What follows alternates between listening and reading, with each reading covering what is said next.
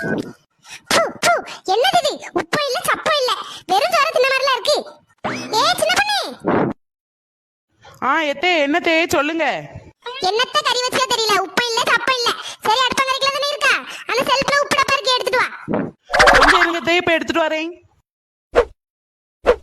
சவத்தை நம்ம அவசரத்துக்குன்னு தேடச்சுலதான் ஒன்னும் நமக்கு கண்ணில் மாட்டாது. இங்கன வச்ச உப்புடப்பா இப்ப எந்த அளவு போச்சுன்னு தெரியலையே. கால் முளைச்சுதான் போயிட்டு போலுக்கு. சை ஏ சின்ன பொண்ணு, என்னங்க என்ன செஞ்சுட்டு இருக்கா? ஏத்தே ஏத்தே கோவப்படாது ஏத்தே. உள்ள எல்லா இடத்துலயும் தேடிட்டேன், உப்புடப்பாயே காணவே இல்லை. எந்த வேலையை சொல்லி நீ உருப்படியா செஞ்சிருக்கா, இதை மட்டும் செய்யறதுக்கு நீயே ஒரு உதவாக்கற.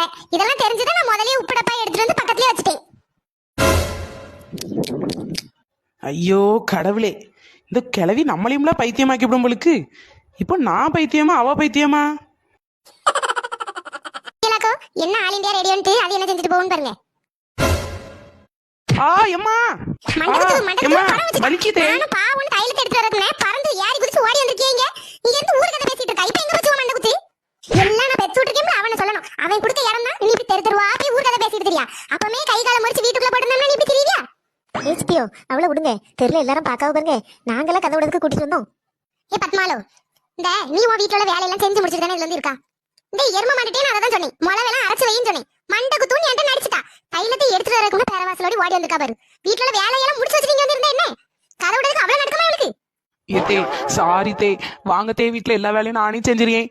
தெருல நின்று மட்டும் அடிக்காதியத்தே, ரொம்ப கேவலமா இருக்கு. எல்லாரும் பார்க்காவ.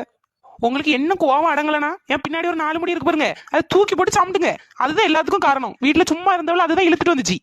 அதான் எல்லாத்தையும் பார்த்துட்டு இருக்கேன். ஒரு நாள் தட்டி அவளுக்கு இருக்கு. இது நல்ல கதையா இருக்க. என்னெல்லாம் அடிப்பாவலாம், ரொம்ப தான் சௌரியம்.